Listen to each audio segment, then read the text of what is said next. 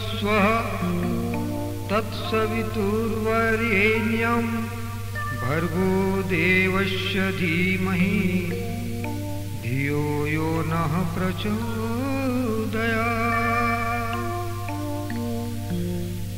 गायत्री माता कर अनुकंपा पर साइकिले परम पूज्य गुरुदेव पंडित श्री राम शर्मा आचार्य हम बदलेंगे युग बदलेगा, हम सुधरेंगे युग सुधरेगा पर नारा दे के हरिद्वार मथुरा शांति कुंज से एक नवा संदेश इस धरती कर हर कोना में हर घर में गायत्री माता का संदेश पहुंचे का उद्देश्य लेके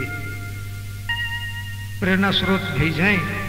गायत्री माता कर प्रसाद स्वरूप रोरे मन के सप्रेम भेंट कर जाते झारखंड गुमला जिला कर लांजी सखा गायत्री परिवार बटले माता कर प्रसाद स्वरूप सप्रेम भेंट।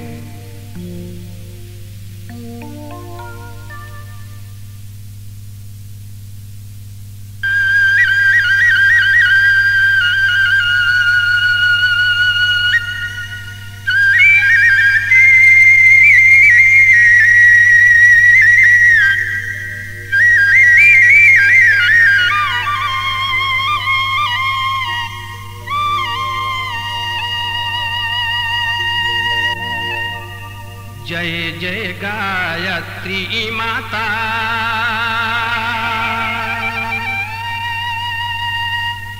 जय जय गायत्री माता, करथी बिनती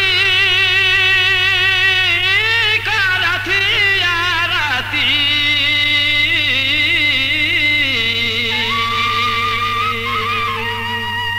देवुदारा सना माता,